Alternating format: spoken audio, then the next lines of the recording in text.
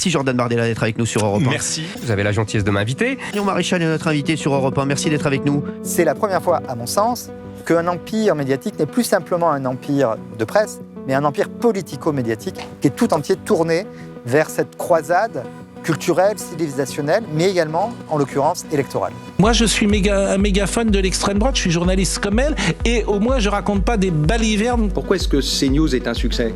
Voilà, parce que CNews raconte la vérité, reçoit tout le monde. Aujourd'hui, à longueur de sondage, disent il nous faut moins d'immigration. Il nous faut moins d'immigration. Vous dites, on ouvre les portes à combien de personnes en réalité ? On a du mal à savoir le chiffre que vous C'est estimez. intéressant que vous me posiez cette question parce que c'est systématiquement l'argument qui est repris par Jordan Bardella du Rassemblement National. Alors je sais que je suis chez CNews, mais c'est systématiquement... Non. Vous êtes face à une journaliste qui vous pose des questions si vous regardez objectives depuis des années maintenant. Laurence Ferrari, si vous... Il est clair que les ambitions électorales de Vincent Bolloré sont toujours les mêmes et qu'il a un groupe suffisamment étoffé, suffisamment influent pour réussir la prochaine fois, ce qu'il n'a pas réussi cette fois-ci. Et au mépris de toutes les règles éthiques, déontologiques, judiciaires. Les Français, en fait, ils n'ont plus aucun impact sur les Français. Et ils voient qu'aujourd'hui, une chaîne comme CNews, une chaîne comme C8, une radio comme Europe 1, et bien aujourd'hui, les Français, aujourd'hui, ils adhèrent. Ils adhèrent parce qu'ils ont l'impression qu'on leur dit les choses. On n'est pas partisans, ni pour un parti, ni pour l'autre. On dit juste des choses qu'on n'entend pas ailleurs. Le seul moyen que je vois de garder sa légitimité en tant qu'autorité de régulation, après tant de sanctions, c'est de ne pas renouveler ses fréquences. Alors, je m'appelle Alexis Lévrier, je suis spécialiste de l'histoire de la presse et des médias. Et je suis maître de conférence à l'université de Reims. Alors d'abord, c'est très particulier parce que ces législatives, on a eu peu de temps pour les préparer, nous, comme électeurs, mais les médias ont eu aussi peu de temps pour les préparer. Les outils de régulation n'ont pas eu le temps vraiment de se mettre en place. Donc on a été dans l'improvisation la plus complète de tous les côtés. Il faut vraiment, quand on parle des médias, bien distinguer de quoi on parle. Les médias audiovisuels ont eu tendance à être dans le prolongement de ce qui s'était passé aux européennes et donc à accorder une énorme importance à l'extrême droite. Et la presse écrite ou les médias locaux ont fait un travail beaucoup plus précis, qui s'est avéré plus pertinent. Je pense notamment au travail de France Bleu, de la PQR également, qui s'est avéré plus proche des territoires, et notamment entre le premier et le deuxième tour, beaucoup plus proche de la réalité. Proposition sur le pouvoir d'achat, par exemple la baisse de la TVA. Dites-nous. De toute façon, l'argent, on va en trouver. Où ? Mais il y a plein de moyens de réduire, justement, par exemple, en baissant l'immigration. Ils ont fait un travail d'enquête pour savoir quels étaient les profils, notamment de ces candidats du RN qu'on ne connaissait pas, qui souvent sortaient de nulle part, et dont on s'est aperçu que beaucoup avaient des liens avec un passé trouble et avec l'extrême droite dans ce qu'elle a de pire. Au même moment, dans les médias audiovisuels, ce qu'on a observé, c'est que le terme extrême droite disparaissait de ces médias. Et ça traduit pour moi un autre phénomène qui est la bollorisation des médias, la domination culturelle exercée par l'Empire Bolloré, qui est immense à lui tout seul, mais qui en plus est d'autant plus fort qu'il déteint sur le reste des médias. Et je trouve que cette bollorisation, elle est apparue d'une manière particulièrement forte tout au long de cette campagne.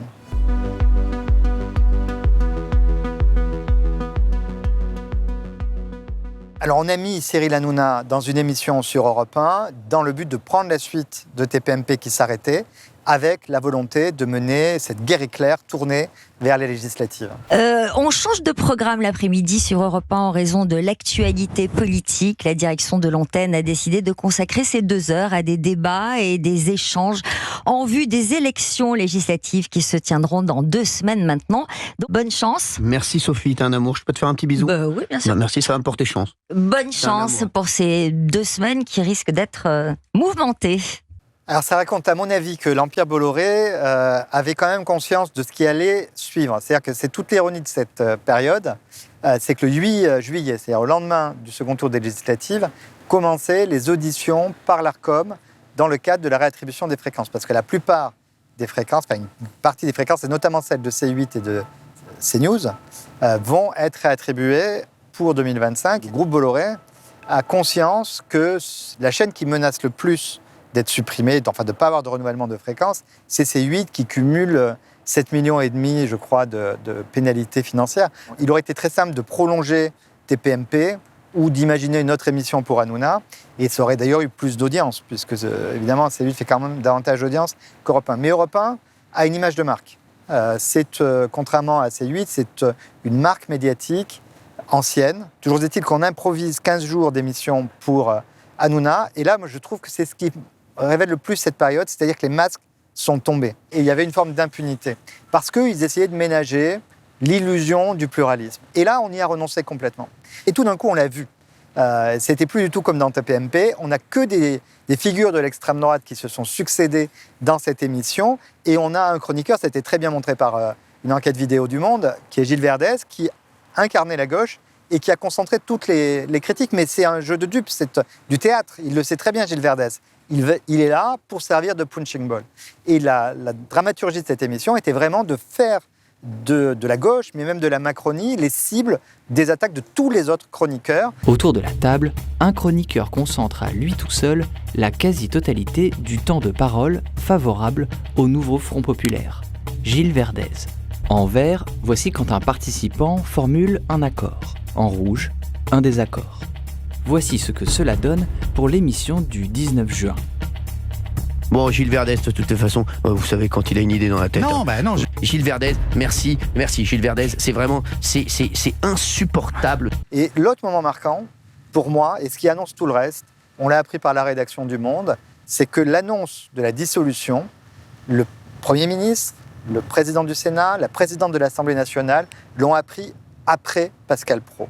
Et ça prouve la naïveté de la Macronie, d'Emmanuel Macron lui-même, de son conseiller Bruno Roger-Petit, qui est un ancien chroniqueur de Pascal Praud et qui a joué le rôle d'agent de l'ombre entre l'Élysée et l'Empire Bolloré, pour des raisons qui leur appartiennent, la volonté de trianguler avec l'extrême droite, la volonté de parler à l'ensemble du pays. Mais en général, quand on laisse entrer Bolloré quelque part, il vous dévore. C'est un ogre, comme disait Éric Orsena. Et ce qu'il a fait, ce qu'il a tenté de faire avec la République, avec l'Élysée, c'est ce qu'il a fait à Lagardère, c'est-à-dire les dévorer sur place.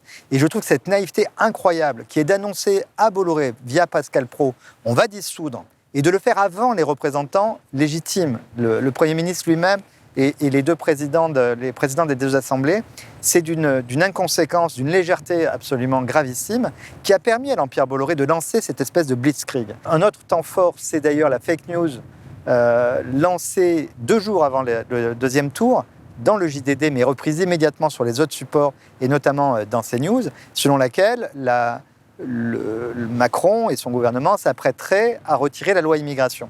Tout ça a été complètement faux. C'est signé d'ailleurs par un journaliste qui écrit sous pseudo, qui peut-être n'existe même pas. Et tout le monde savait, je pense au cœur de l'Empire Bolloré, j'arrive pas à imaginer l'inverse, que c'était une fake news, mais il s'agissait d'inciter les gens de droite tenter de voter Macron, ou tenter même de voter LR, bien de les inciter à voter pour l'extrême droite, parce qu'elle, évidemment, allait faire respecter cette loi immigration. Tout ça, ça tombe sous le coup de la loi, et pas simplement sous le coup de l'autorité de l'Arcom, puisqu'il y a une loi sur la manipulation de l'information qui date de 2018, en période électorale. Nous n'avions jamais connu dans notre histoire une telle guerre éclair, dans le seul but de faire gagner un camp. Là, on a vu une campagne, vraiment, tout moyen mis bout à bout. Donc il est évident qu'ils auront à rendre des comptes de ce point de vue-là, vis-à-vis de l'Arcom, vis-à-vis de la loi, mais on a fait all-in, on a fait tapis, comme au poker, pour mettre tous les moyens possibles sur le plan médiatique pour faire gagner l'extrême droite. C'est la première fois, à mon sens, qu'un empire médiatique n'est plus simplement un empire de presse, mais un empire politico-médiatique qui est tout entier tourné vers cette croisade culturelle, civilisationnelle, mais également, en l'occurrence, électorale.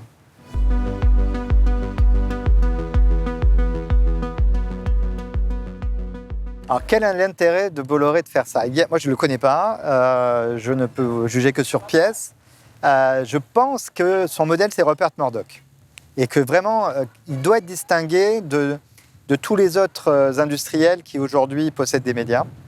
Il y a une tendance... Alors d'abord, il ne faut pas diaboliser par essence les actionnaires.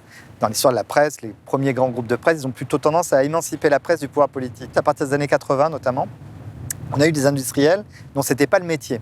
Et c'est le cas de Bouygues, notamment avec TF1. Ils se sont saisis de médias avec un but clairement de prestige, mais aussi, il faut bien dire, un but d'influence, défendre leurs propres intérêts et parfois accompagner le pouvoir politique, justement parce que c'était leur intérêt. Ils dépendent des commandes de l'État, donc ils ont tout intérêt à être bien vus du pouvoir. Donc c'était plutôt des groupes qui étaient dans une logique d'accompagnement du pouvoir pour des raisons d'intérêt, parfois pour des raisons aussi d'accointance idéologique, mais c'est d'abord des gens qui défendaient des intérêts financiers extérieurs aux médias. Et avec Bolloré, on passe dans quelque chose d'autre. C'est-à-dire que c'est quelqu'un qui était un industriel, il ne vient pas du papier, ou du moins il vient d'un autre papier, c'est OCB. C'est quelqu'un qui a fait fortune dans un autre domaine. Mais qui aujourd'hui s'est un petit peu reconverti dans les médias, même très largement. C'est-à-dire qu'il a vendu ses activités africaines et il essaye de développer un empire médiatique présent en France, mais aussi un peu ailleurs en Europe, et qui est aujourd'hui quasiment dominant, voire en situation de monopole en Afrique. Et il y a chez lui cette question de la rentabilité. Mais il a calculé qu'on pouvait être rentable en ayant des médias très diversifiés, entre lesquels il y a une cohérence, avec des concentrations horizontales, verticales. Vous lancez un artiste musical, vous pouvez le diffuser sur les radios musicales, en faire la promo sur Europe 1, dans les chaînes du groupe, faire des invitations chez Hanouna, en parler, faire des livres sur... Bon, je prends un exemple virtuel. En fait, il a aujourd'hui... un pouvoir considérable, d'autant qu'il a aussi la distribution avec les antennes relais qu'on connaît tous, qui sont dans les gares, qui sont dans les aéroports, qui est un héritage du groupe Hachette. Et comme ça, même si vous voulez échapper à Bolloré, vous ne pouvez pas. Donc je pense qu'il a conscience, comme Murdoch, qu'on peut tout à fait avoir un projet idéologique très clair et en même temps une rationalité économique. Il essaye de conjuguer les deux. Alors, d'abord, ce qui se passe, c'est la même chose depuis télé, donc qui devient CNews fin 2016, début 2017. Et on se débarrasse d'un tiers de la rédaction. On signe des chèques. En fait, Bolloré, il sait qu'il y a des protections individuelles pour les journalistes, mais il n'y a pas de protection collective véritablement. Et donc, il fait partir les journalistes qui ne sont pas favorables à ses idées.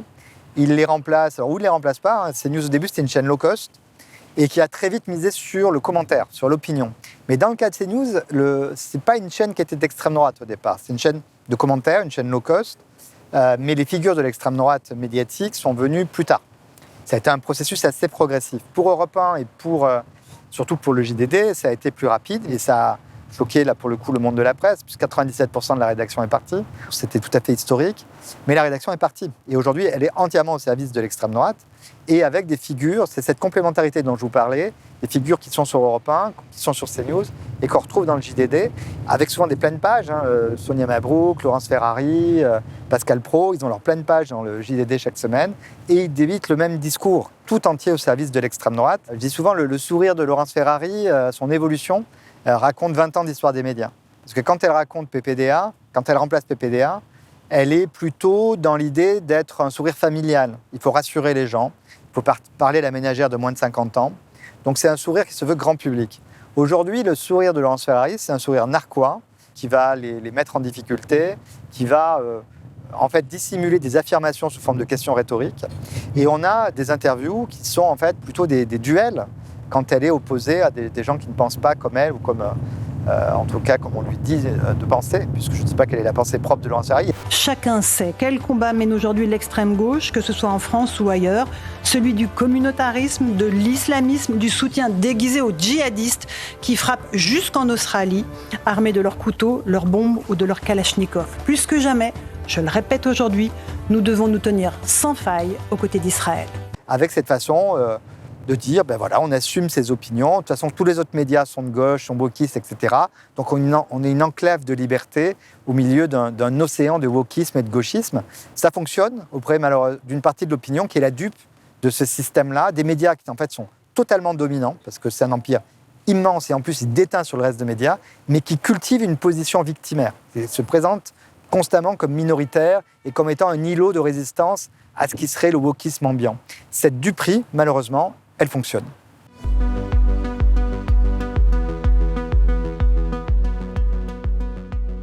C'est une mainstreamisation et non pas une résurrection. Parce que la presse d'extrême droite, alors elle a été dominante dans le paysage médiatique entre l'affaire Dreyfus, disons, et la collaboration. Elle a vraiment joué un rôle central et avec des outrances qu'on retrouve aujourd'hui dans le fonctionnement du groupe Bolloré. Et après, elle n'a pas disparu. Mais la mort de Drieux, La Rochelle, la mort de Brasillac, et puis tous les excès de la collaboration ont fait que ces gens sont passés un peu dans l'ombre. Et ce qui se passe aujourd'hui, et avant le groupe Bolloré, il y a eu Valeurs Actuelles à partir de 2012, qui se réaxe dans cette guerre idéologique avec des unes tapageuses, qui évoquent vraiment la presse anti-dreyfusarde, où on désigne un ennemi de l'intérieur. Alors c'est plus le juif, mais c'est le musulman, c'est l'étranger, c'est le rome, c'est le barbare immigré. Donc ces unes ont contribué à normaliser un imaginaire d'extrême droite, et ça c'est nouveau. parce que cette presse-là, elle était tenue à l'écart par les médias mainstream. Or, elle est devenue dominante grâce au groupe Bolloré, qui a un groupe lui-même très puissant et qui agglomère aussi toute cette extrême droite. Il y a des titres comme Causeur, comme Livre Noir, comme L'Incorrect, comme Boulevard Voltaire, qui seraient extrêmement minoritaires, qui seraient franchement marginaux, mais qui ont une exposition immense grâce à Bolloré. Et donc tout cela fait que ces médias et cette pensée qui est obsédée par la recherche de boucs émissaires, par la désignation d'un ennemi de l'intérieur dont la nation devrait se débarrasser pour retrouver sa pureté originelle. C'est ça la pensée de l'extrême droite. Les médias d'extrême droite, ce qui les structure, c'est la désignation d'un ennemi de l'intérieur. Et ce qui a longtemps été le juif, de l'affaire Dreyfus jusqu'à la collaboration, aujourd'hui c'est le musulman, c'est l'étranger d'une manière générale, et tous ces médias, en fait, réinventent une presse d'extrême droite autour d'un nouveau bouc émissaire. Et évidemment, c'est dangereux, il suffit de voir où ça nous a conduit la première fois. Ça banalise le racisme, ça banalise la xénophobie, ça rend tout à fait acceptable des termes qui devraient tous nous révulser.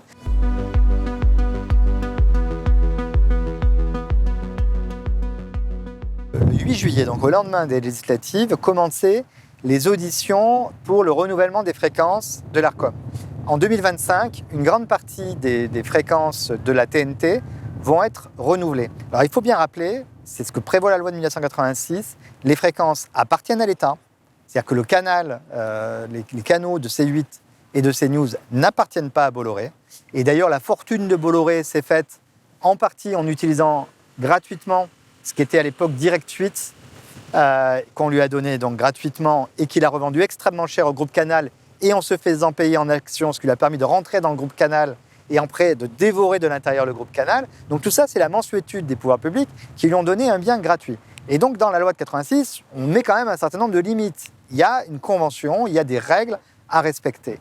Et pour vérifier que ces règles sont respectées, il y a une limite à la durée de ces fréquences, à l'attribution de ces fréquences, et périodiquement, et là ça tombe pour l'année 2025, en ce moment, à partir du 8 juillet, eh bien, il y a cette commission, il y a ces réunions de l'Arcom qui rencontrent les dirigeants de chaînes pour les questionner sur l'utilisation qui a été faite de ces fréquences. Et pour le cas échéant, ça n'est jamais arrivé. Tout le débat, c'est est-ce que l'Arcom saura aller jusqu'au bout de sa logique. On a viré Guillaume Meurice de France Inter parce qu'il y avait une mise en garde de l'Arcom. Et donc, il y a mise en garde, mise en demeure, pénalité financière. Des mises en garde, il y en a tout le temps. On en a plus d'une cinquantaine pour C8 et CNews au cours des dernières années. Mais il y a aussi beaucoup de mises en demeure. Il y en a une pour l'émission de Cyril Hanouna, mais elle est arrivée la veille de la fin de cette émission. Et puis, il y a des pénalités financières. Donc, le plus haut degré de sanction de l'Arcom. Alors, 7,5 millions pour C8, c'est tout à fait historique. C'est énorme. Mais pour Bolloré, ça n'est rien. Donc, tout ce qui va se passer là, c'est un peu l'avenir de la démocratie qui se joue. Et l'Arcom a l'occasion de montrer qu'elle est un contre-pouvoir utile, nécessaire et qui permet le maintien d'un cadre démocratique acceptable. Le seul moyen que je vois de garder sa légitimité en tant qu'autorité de régulation, après tant de sanctions, c'est de ne pas renouveler ses fréquences. Voilà. Moi, je pense très clairement qu'après cette guerre éclair perdue par l'Empire Bolloré, la République doit se défendre. Et cette autorité de régulation dont personne ne met en cause l'indépendance aujourd'hui, et ça c'est vraiment un acquis. Quand on sait comment est né, avant la haute autorité, puis le CSA, c'était vraiment très proche du pouvoir. Il est clair que les ambitions électorales de Vincent Bolloré sont toujours les mêmes, et qu'il a un groupe suffisamment étoffé, suffisamment influent pour réussir la prochaine fois, ce qu'il n'a pas réussi cette fois-ci. Et au mépris de toutes les règles éthiques, déontologiques, judiciaires, on a bien vu à quel point, alors là le ton a changé depuis lundi sur CNews, mais on sait très bien désormais de ce dont ils sont capables. Donc on n'a pas tellement d'outils, on ne sait pas quelle majorité va émerger de ces tractations actuelles.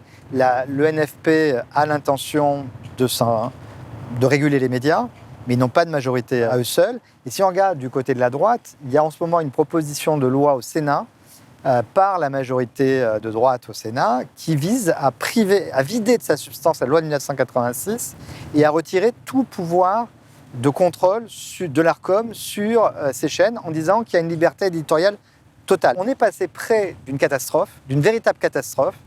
On a, je ne sais pas combien de temps, est-ce qu'il ira au bout de son mandat ou pas, mais on a un peu de temps pour essayer de repenser le monde des médias. Et à défaut de trouver une majorité, il faut s'appuyer sur le Conseil constitutionnel, sur le Conseil d'État et sur l'Arcom pour se donner les moyens de résister à la prochaine offensive électorale de l'extrême droite.